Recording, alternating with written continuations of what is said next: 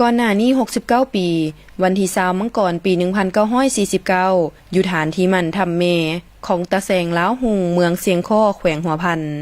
กองราชวงศ์ได้รับการสั่งตั้งขึ้นโดยแมนประธานไกรสอนพรหมวิหารผู้นำที่เขาลมหักเป็นผู้ประกาศสั่งตั้งทั้งเป็นผู้นำพาและบัญชาโดยกงนั่นเป็นวันแห่งการเต้าโหมบรรดากองกำลังประกอบอาวุธที่ได้สร้างตั้งขึ้นอยู่ในบริเวณต่างๆในทั่วประเทศเข้าเป็นกองทัพลาวอิสระมันได้เป็นขีดหมายใหม่ที่ยั่งยืนถึงการเติบใหญ่ขยายตัว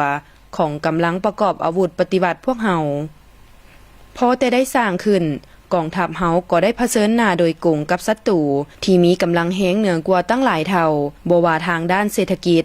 ด้านกำลังพลและอาวุธยุทโธปกรณ์แต่ด้วยการเสริมขยายน้ำใจฮักชาติอันดูดดื่มและการสืบทอดมูลเสื้อต่อสู้บ่ยอมจำนนของบรรพบุรุษและประชาชนเฮาผ่านการฝึกฝนทดสอบในเปลวไฟแห่งการต่อสู้กู้ชาติในเงื่อนไขที่ยุ่งยากลำบากที่สุดนั้นกองทัพประชาชนลาวได้สร้างวีรกรรมอันล้ำเลิศจารึกไว้ในหน้าคำประวัติศาสตร์ของกองทัพและของชาติเฮาได้เฮ็ดสำเร็จภารกรรมประวัติศาสตร์ที่ภาคและประชาชนมอบหมายให้นั่นก็คือตีเอาชนะกับศัตรูผู้หุกหาญก้าวไปถึงการลืบล้างระบอบเก่าอธิปไตยที่ล้าสมัยสถาปนาระบอบใหม่สาธารณรัฐประชาธิปไตยประชาชนลาวขึ้นในวันที่2ธันวาคมปี1975อย่างสง่าผ่าเผยด้วยผลงานและไสยชนะอันใหญ่หลวงอันเป็นประวัติศาสตร์ของกองทัพประชาชนลาวที่ญาติมาได้ในระยะ69ปีที่ผ่านมานั้นก่อนอื่นหมดเมนได้มาจากการนำพาอันถูกต้องสลาดส่องใสของพรรคประชาชนปฏิวัติลาวนำพาและศึกษาอบรมกองทัพเฮาตลอดมา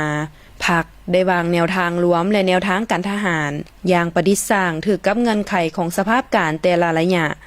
ได้วางยุทธศาสตร์การต่อสู้ถูกต้องและยุทธบายที่คล่องแคล่วมีไหวพริบได้นำไส้และสมทบบรรดารูปการต่อสู้อย่างสำนิสำนานเสริมขยายทุกกำลังแห้งบ่มซ่อนภายในประเทศโดยสมทบอย่างแน่นกับกำลังแห้งของยุคสมัยเพื่อเฮ็ดสำเร็จหน้าที่อันนักหน่วงและมีเกียรติสง่าที่ประเทศชาติและประชาชนมอบหมายให้บรรดาพนักงานนักรบนายและพลทหารในทั่วกองทัพประชาชนลาวจงออกแห้งเสริมขยายธาตุแท้มูลเสื้อของชาติและของกองทัพเด็ดเดี่ยวปฏิบัติแนวทางเปลี่ยนแปลงใหม่อย่างรอบด้านและมีหลักการของพรรคเสริมขยายบทบาทเป็นกำลังหลักแรงแกนสารในการจัดตั้งปฏิบัติ2หน้าที่ยุทธศาสตร์ในระยะใหม่ที่พรรควางออกปกปักรักษาและสร้างสาพัฒนาประเทศชาติกองทัพประชาชนลาวจงก้าวขึ้นญาติเอาผลงานใหม่ใหญ่หลวงกว่าเก่าให้สมกับคำสั่งสอนของประธานไกรสอนพรหมวิหารที่ว่าเวลาใดกองทัพก็นำหน้าทุกเวียกงานเด็ดเดียวเหนียวแน่นผ่านพาอุปสรรคสำเร็จทุกหน้าที่ตีเอาชนะศัตรูทุกตัว